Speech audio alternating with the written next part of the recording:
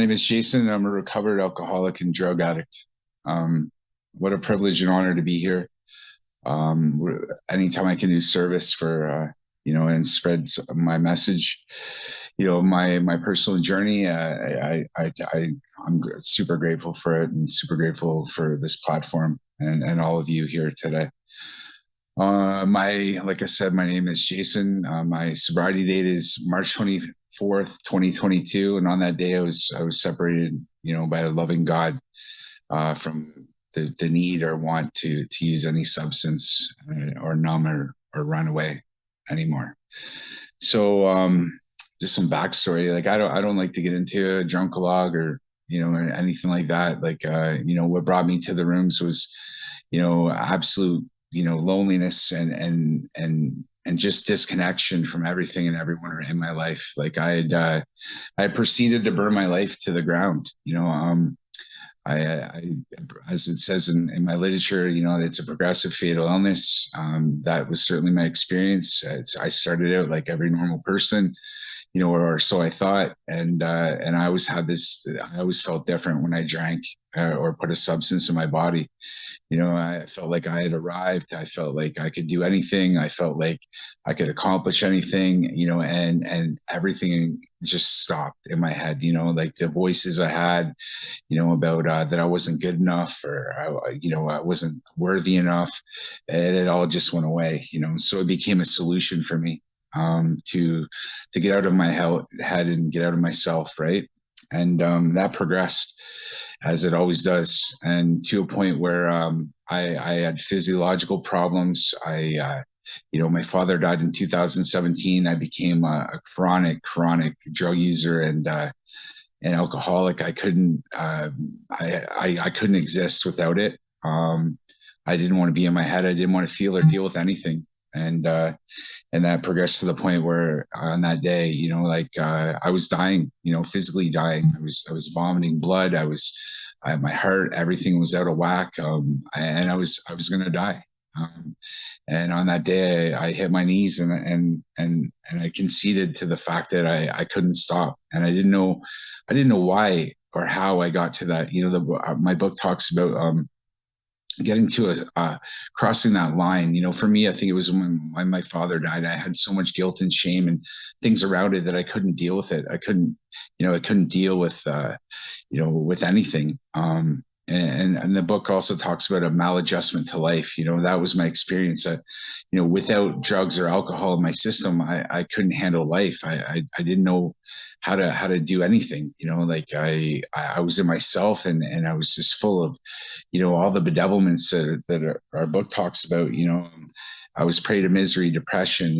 I was full of fear. My personal relationships struggled. I couldn't have them. Right. I didn't know why I was doing what I was doing, but I couldn't stop. There was no sufficient thing that would make me stop. Right. And I crawled into these rooms. By the grace of God, I crawled into these rooms, and I found my way into 12-step fellowship, and I heard messages. And I was always looking for the differences, because I have this terminal uniqueness. It tells me I'm different. It tells me that I use different, or I drink different, or it's going to be different this time, or it's all of these thoughts in my head, this liar that lives inside my head. My book tells me that, I have a disease that centers in my mind, and I didn't understand that, until I got into this work and into this book. And so I crawled into the rooms, and I took the suggestions. Instead of looking for the differences, I looked for the similarities, and the similarities for me were the common peril, those bedevilments, and having those four horsemen that the Book of Alcoholics Anonymous talks about, as my best friends. That terror, bewilderment, frustration, despair. They were always on my shoulder. They were right beside me at all times, and I couldn't escape them. They were my only. I'd pushed everyone else away in my life, and destroyed every relationship I had. So I had no alternative but to hang out with those guys. And when I crawled into the rooms, and I saw that was a common peril that we all had, then I started to relate to these people, and then I started listening to what you told me to do. Get a home group, get a sponsor, get into the work. And I got into this work, and my sponsor took me to the spiritual experience, and it said something that, in all the sickness that I was still in, it said, had a profound alteration to my reaction to life. And I needed that because my reaction was I wanted to hurt you or I wanted to hurt myself. That was my only reaction to life at that time, and I had no other alternative. I had no other knowledge of how to live.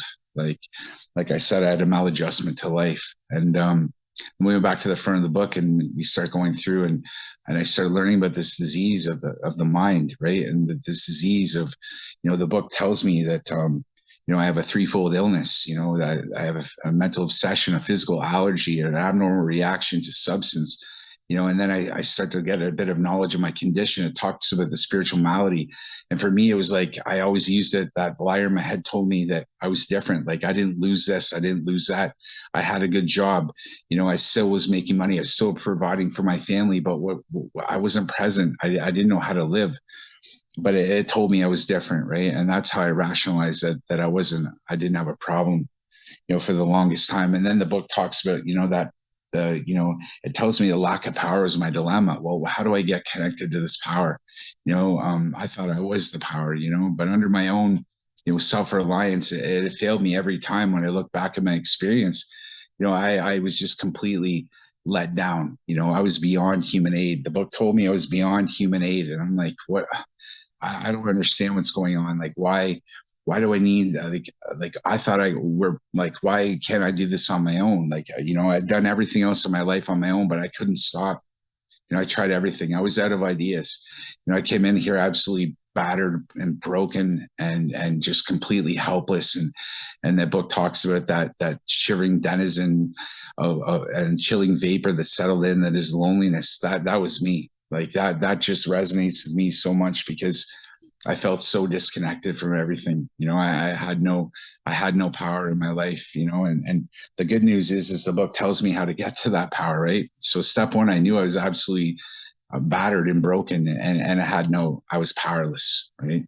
And my life was certainly unmanageable. Those are the bedevilments I was living in.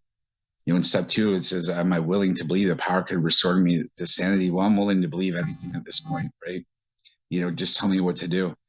I'll go to any lengths to get that. And then that's all it asked me. I just got to be willing, right? And my sponsor had me ready my conception of God, and I came from a background of Christianity. And my conception of God is like, all powerful, all knowing, and loving and kind and all these things. But I'd separated myself, somehow, some way, this disease had separated me from that conception that, God may do this for other people, but I'm not good enough for him to do it for me.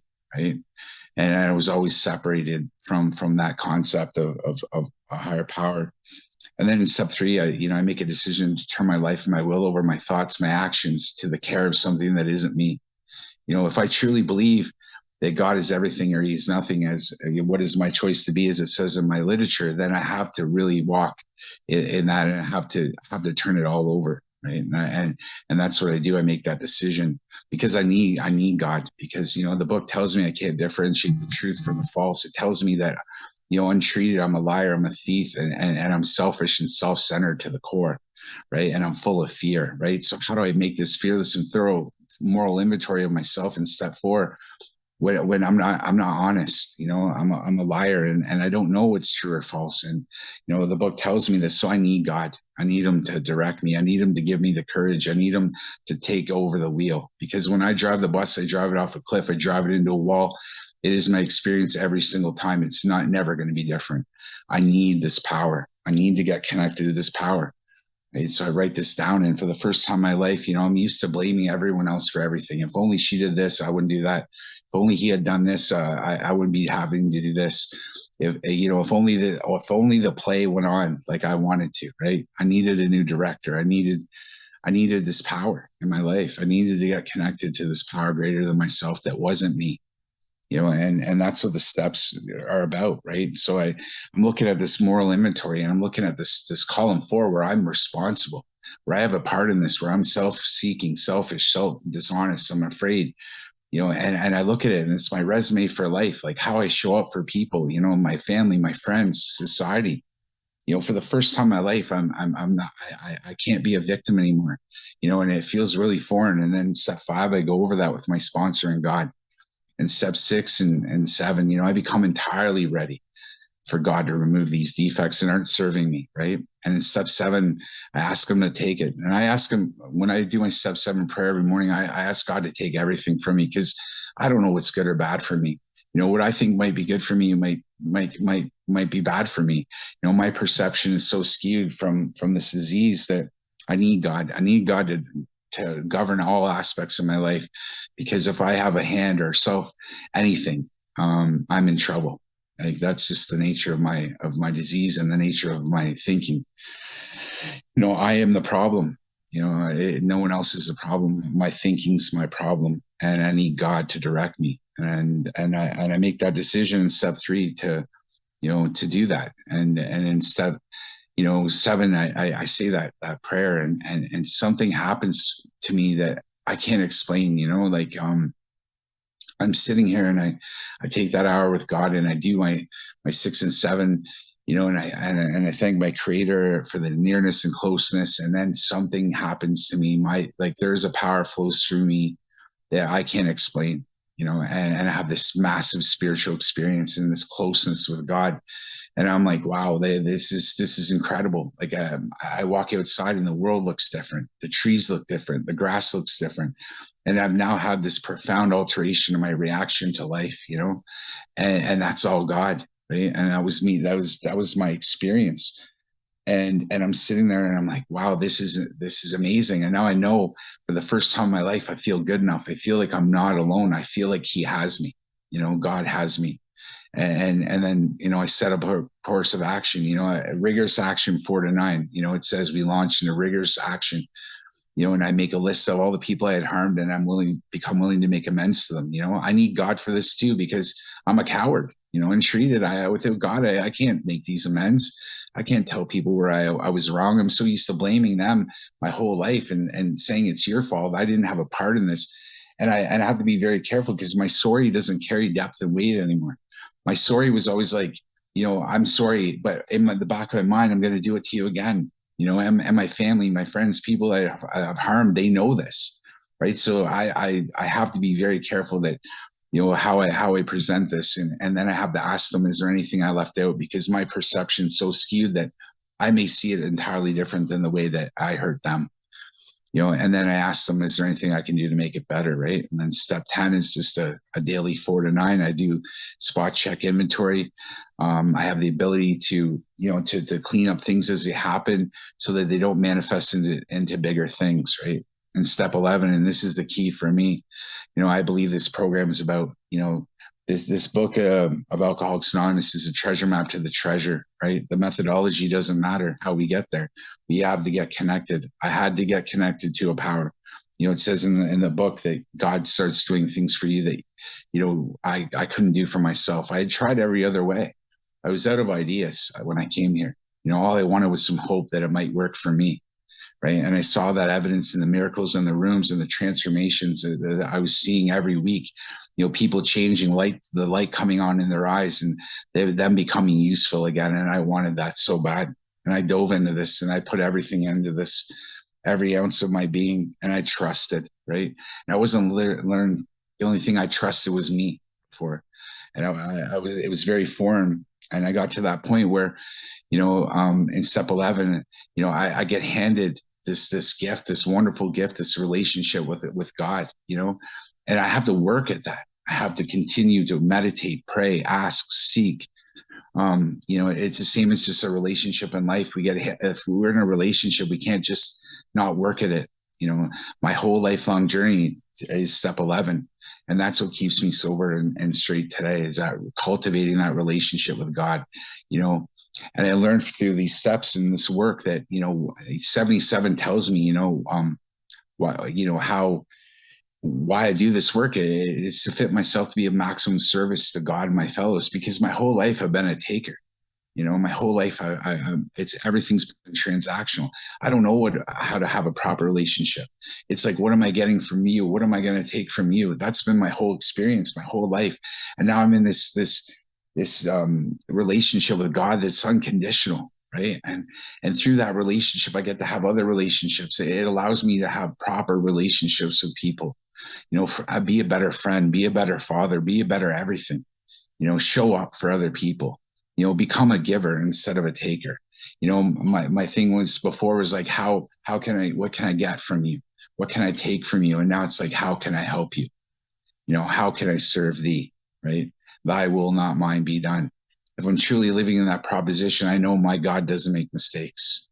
I make mistakes, but if I'm living in step 3, my God doesn't make mistakes.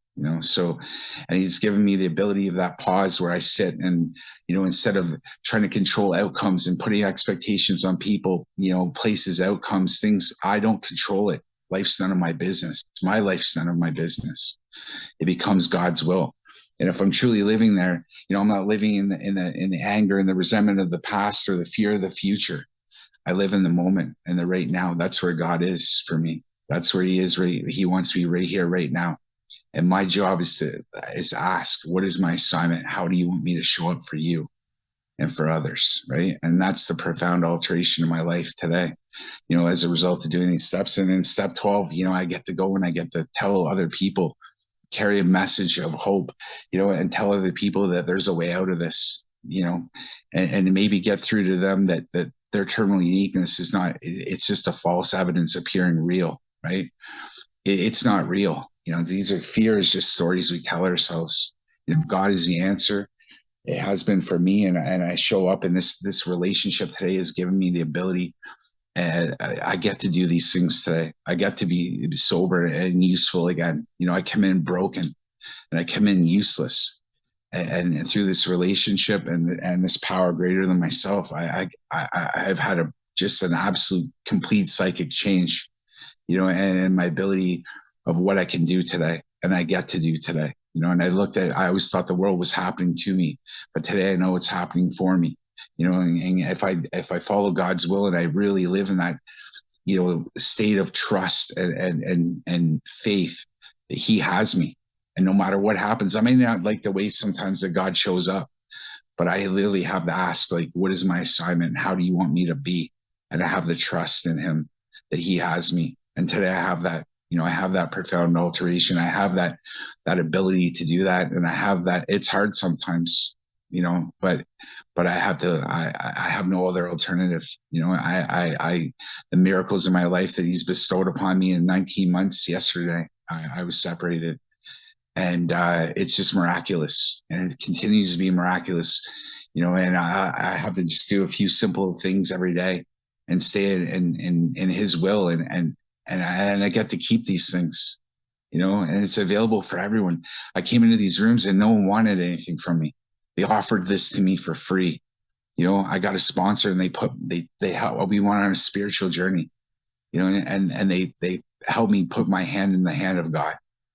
And for that, I'm forever grateful. And I get to give that away again, again and again, and I get to watch a light come on in other people's eyes. And what an experience that is. It says in our book, an experience you won't want to miss, on page 89.